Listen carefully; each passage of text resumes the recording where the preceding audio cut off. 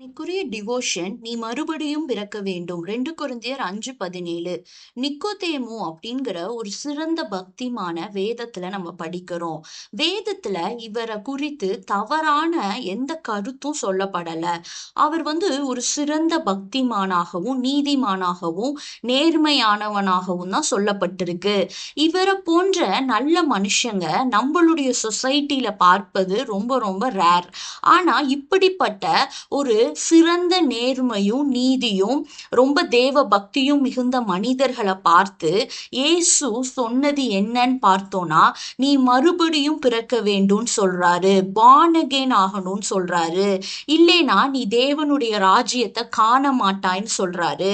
இவ்வளவு பக்திக்கும் நீதிக்கும் அப்பாற்பட்டு மறுபடியும் பிறத்தல் அப்படிங்கிற அனுபவம் ரொம்ப ரொம்ப அவசியம். அவ்வளவு பக்திக்கு அப்பாலும் அவனிடம் மறுபடியும் பிறத்தல் என்ற காரியத்தை தான் நம்ம ஏசப்பா எதிர்பார்த்தாரு. இன்னைக்கு கூட நம்மள அநேகர் நல்ல பக்திமான்களா நல்ல கிறிஸ்தவ ஒழுக்கங்களோடு வாழ்றாங்க. ஆனா ரட்சிக்கப்பட்ட அனுபவம் உண்டான்னு கேட்டா அவங்களுக்கு கோபம் வரும். ஒருவேளை நம்ம சிறு வயதுல இருந்தே நல்ல பக்தியான நல்ல ஃபேமிலி பேக்ரவுண்ட்ல வளர்ந்திருக்கலாம், நீண்ட காலமா நல்ல கிறிஸ்தவ ஒழுங்குகளோடு வாழ்ந்து கொண்டிருக்கலாம். நம்மள்ட்ட சில மாற்றம் தேவை அப்படின்னு கூற முடியாத அளவுக்கு கூட நம்ம வாழ்க்கை குற்றமற்றதாக நல்ல நெறிமுறைகள் சார்ந்ததாக இருக்கலாம். ஆனாலும் தேவனுடைய பார்வையில இது ஒரு உண்மையான கிறிஸ்தவ வாழ்க்கை இல்ல. மனம் திரும்பி மறுபடியும் பிறந்த ரட்சிப்பின் நிச்சயம் பெற பரிசுத்த ஆவியின் ஐக்கியம் நமக்குள்ள இருக்கணும். அந்த அனுபவம் துவங்குறப்ப மட்டும்தான் தேவனுடைய பார்வையில ஒரு உண்மையான ஆவிக்குரிய வாழ்க்கையில நம்ம இருக்கோம்னு அர்த்தம். ஒருவேளை நிக்கோதேமுக்கு புரியாம இருந்தது போல நமக்கும் புரியாம இருக்கலாம்.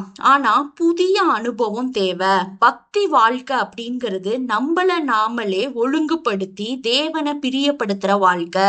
மறுபடியும் பிறந்த வாழ்க்கை born againங்கிறது தேவனை பிரியப்படுத்தும் எண்ணத்தோடு எப்போதும் வாழ்றது.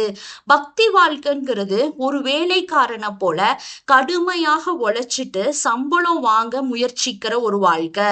ஆனா மறுபடியும் பிறந்தால் மகன் தகப்பனுக்கு அன்பின் நிமித்தம் தன்னார்வத்தோடு மகிழ்ச்சியோடு செயல்படும் ஒரு அனுபவமா மாறும். நம்ம பக்தியான நிக்கோதேமாவாக இருப்பத போதும் என எண்ணி நின்று விடாம தேவனுக்கு முன்பாக தேவனுடைய பிள்ளை அப்படிங்கிற நிலையை அடைய நம்ம வாஞ்சிக்கணும். இதுக்காக ஜெபிப்போம், உண்மையை அறிந்து கொள்ளுவோம்.